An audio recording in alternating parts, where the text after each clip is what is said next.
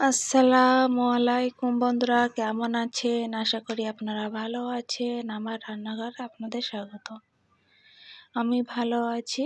আজ আপনাদের জন্য নিয়ে এসেছি নতুন এক রেসিপি। দেখতে থাকুন, আশা করি আপনাদের ভালো লাগবে।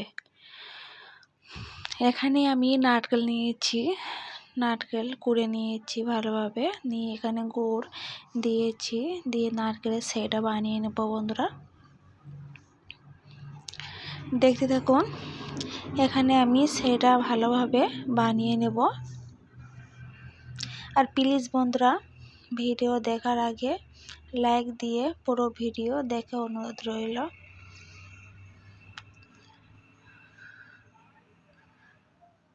এখানে আমি আটা দিয়ে খামির বানানোর জন্য এখানে আমি পরিমাণ মতন পানি নিয়েছি, নিয়ে একটু জাফরান দিয়েছি, দিয়ে পানিটা ফোটা পর্যন্ত অপেক্ষা করব। ফুটে ওঠা পর্যন্ত। এখানে পানিটা ফুটে উঠেছে, আমি আটা দিয়ে খামির বানিয়ে নেব।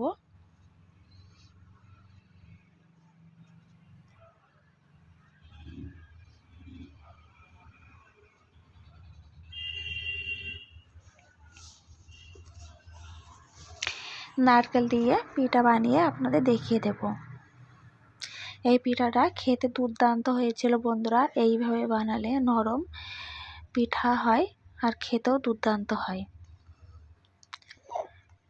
প্লিজ আমার ভিডিওটা দেখবেন সবাই।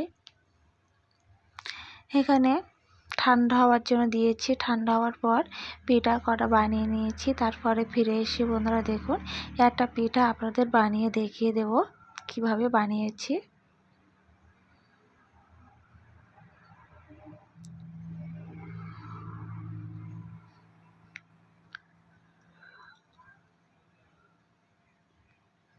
দেখুন বন্ধুরা, এইভাবে ডিজাইন করে নিব আমি।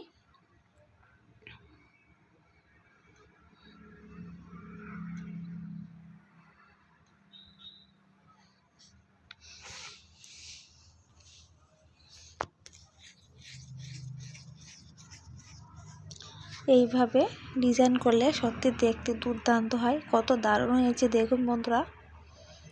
আর দেখে তো বুঝতে পারছেন কতটা নরম হয়েছে।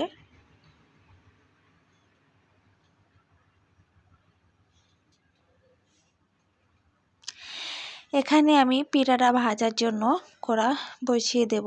কড়া তেল দিয়েছি, তেলটা গরম হওয়া পর্যন্ত অপেক্ষা করব। তেলটা গরম হয়ে গিয়েছে বন্ধুরা, এখানে আমি পিঠাগুলো দিয়ে দেবো, দিয়ে ভাজা করে নেব। আপনারা আপনাদের মতন ভাজা করে নেবেন।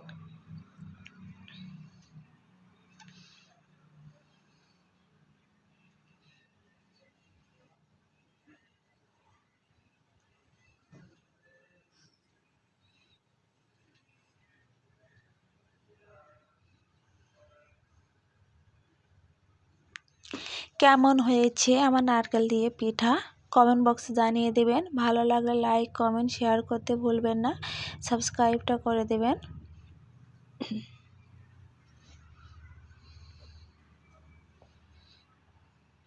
পিঠাটা ভাজা হয়ে গিয়েছে, তুলে নিয়েছি। আমি এইভাবে ভাজা করে নিয়েছি, আপনারা আপনাদের মতন কালার করে নেবেন।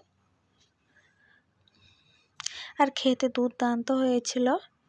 একটা ভেঙে দেখিয়ে দেবো কতটা দারুণ হয়েছে।